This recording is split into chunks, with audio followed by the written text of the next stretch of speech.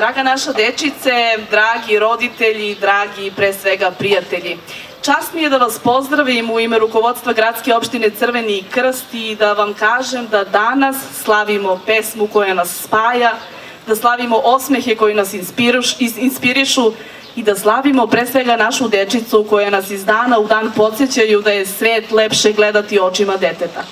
Zato vas pozivam da danas ne štedimo dlanove i da uživamo u njihovim prelepim glasovima, jer verujem da će ovo biti jedna prava, čarobna priča. Zato vas pozivam još jednom da uživate i proglašavam festival otvorenim.